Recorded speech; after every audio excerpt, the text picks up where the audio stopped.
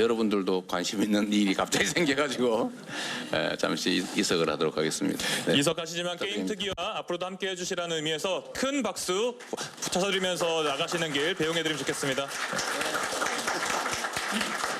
대표님 저랑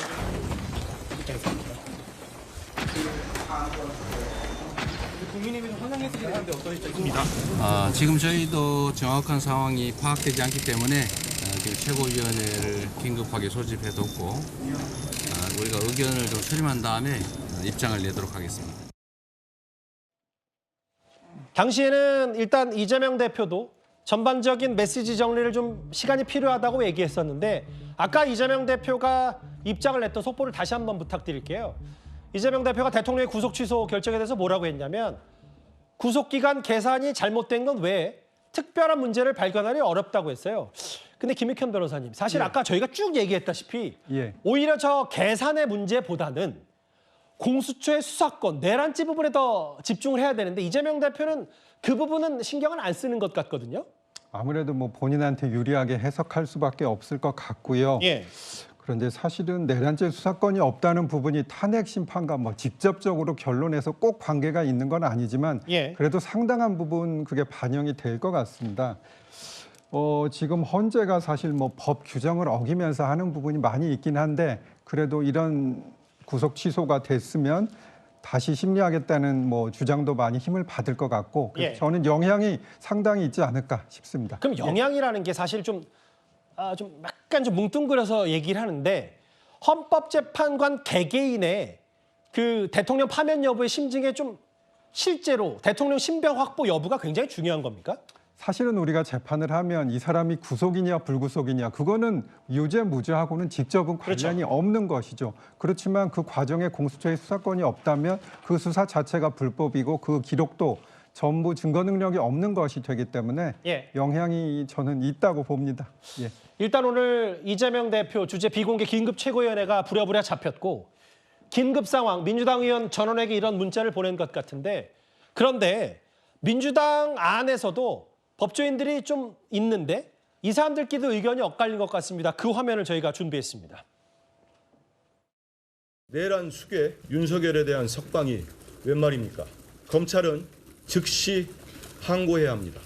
이번 법원 결정은 헌법재판소의 윤석열 탄핵 심판과는 전혀 무관합니다. 탄핵 심판과 무관하다고 보시는 이유는 뭐예요? 형사상 그 구속기간의 그 계산 문제 이것에 대한 그 검찰과 법원의 해석 차이에서 생긴 절차상의 문제이기 때문에 직권남용 수사하는 과정에서 내란죄 인지를 못했다는 거는 공수처의 수사 미비로 볼 수 있는 거 아니에요? 저는 이건 뭐 근본적으로 뭐 공수처의 문제를 뭐 지적하거나 잘못을 인정할 문제는 아닌 것 같습니다. 검찰에서 즉시 항고하면 오늘 바로 석방되는 건 아니에요? 석방은 되는 거고 그 결정에 대해서 잘못됐다고 한다면 그때는 이제 다시 즉시 항고 결정이 나야. 오늘 즉시 석방되는 건 아닙니다. 즉시 항고했던 그렇게 기각 결정이 나거나 아니면 취하를 하거나 그럴 때 이제 석방이 됩니다.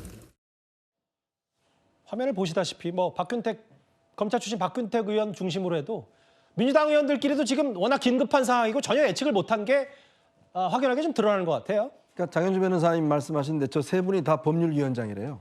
국민의힘은 법률위원장이 공동법률위원장이거든요. 그러니까 뭐 국민의힘은 민주당은요? 하는데 민주당은 세 분이 다 이제 법률위원장인데 다 각기 지금 다른 이야기를 하고 있는 것 같습니다.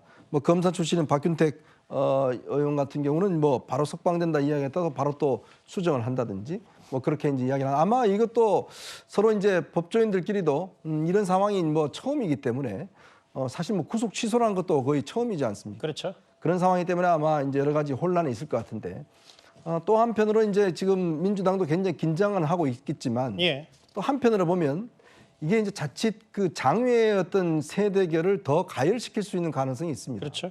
왜냐하면 그동안 민주당 집회가 실제로 이제 탄핵 반대 집회보다 좀 적게 나온 이유는 그냥 뭐 순탄하게 굴러갈 것이다.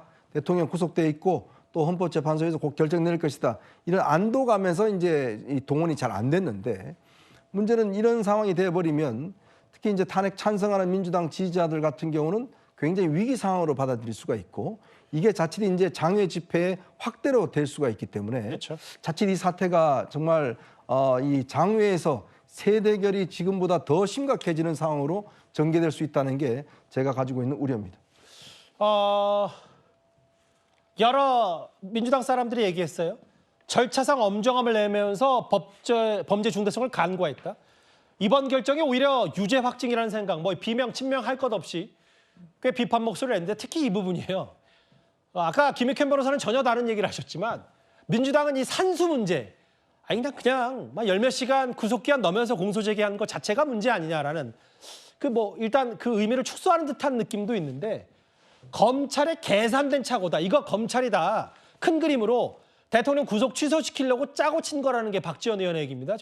박성민 비서관님. 근데 지금 보면 이제 당에서 그런 입장이 나오고 있지는 않아요. 왜냐하면 이제 긴급하게 의원총회를 했고 거기에서 뭐 어떤 내용이 다뤄졌는지 기자들이 좀 빠르게 취재를 하지 않았겠습니까? 근데 그때도 뭐 검찰이 일부러 계산해서 착오한 것 아니냐 이런 부분에 대해서 당의 입장이 있느냐라고 했을 때 뭐 특별하게 없다라고 이야기를 했고요. 그렇게 보고 있지 않은 것 같습니다.